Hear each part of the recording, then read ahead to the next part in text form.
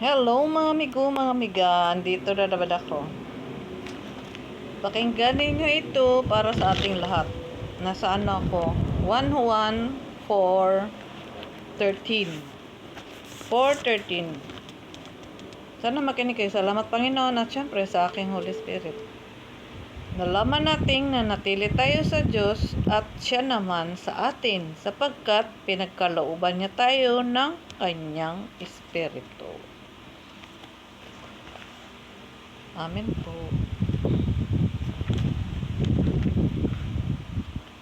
Pinagkalooban ba kayo ng kanyang Espiritu? Ang Espiritu ang ating gabay. Bawat isa sa atin. Sana tanggapin natin ang ating Holy Spirit na tagapaggabay sa ating buhay araw-araw. At sundin natin ang ating Holy Spirit. Yan ang binigay sa akin ngayon. Ito, basahin ko na lang Number 14, nakita namin na pinatotohanan sinugo ng Ama ang kanyang anak bilang tagapagligtas ng sanlibutan. Ang nagpapahayag na si Jesus, ang anak ng Diyos, ay nananatili sa Diyos at ang Diyos na may nanatili sa Kanya. Nalalaman natin at pinananaligan ang pag-ibig ng Diyos sa atin. Ang Diyos ay pag-ibig, nagpapatuloy na umiibig ay nanatili sa Diyos.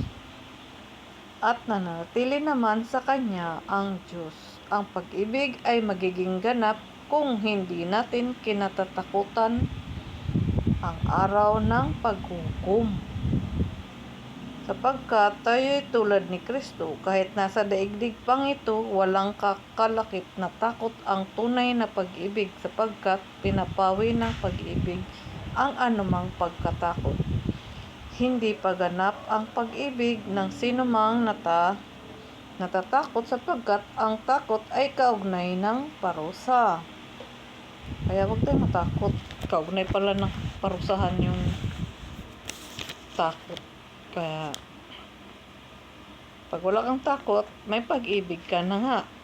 Tayo umiibig sapagkat ang Diyos ang tunay unang umibig sa atin. Ang nagsasabing iniibig ko ang Diyos at napupuot naman sa kanyang kapatid ay sinungaling. Iniibig mo ba talaga ang Diyos tapos napupuot ka naman pala sa kapatid mo, sa kapwa mo? Yan ay isang kasinungalingan. Kung yaong kapatid na kanyang nakikita ay hindi niya maibig, paano niya maibig ang Diyos na hindi nakikita? Ito ang utos na ibinigay sa atin ni Kristo. Ang umibig sa Diyos ay dapat ding umibig sa kanyang kapatid. Ang umibig sa Diyos ay dapat ding umibig sa Diyos. Kaya ibigin natin ang ating kapwa. Wala tayong pagtatangi, ibigin natin ang lahat. Kung tayo umibig sa Panginoon, yan ang nakakatanggal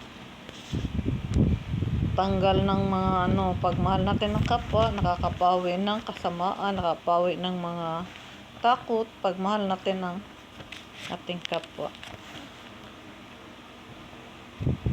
Ito binigay sa akin ngayon. Binasa ko lang to ng diretso kasi hindi ako napuputol. Lagi ako napuputol kaya binibigay ko na lang konti-konti. Tungkol to sa pag-iibigan natin sa ating kapwa. Katandaan natin, pag hindi natin mahal ang ating kapwa, tayo may puot sa kanya. Kinapuputan natin siya. Yan ang ng pag-ibig. Pag mahal natin ang kapwa, mahalin natin ang ating tagalin natin yung mga kapaitan sa ating mga isip at puso. Para mamunga na ang pag-ibig. Dumami ang pag-iibigan ng bawat isa sa atin. Yan lang. Salamat.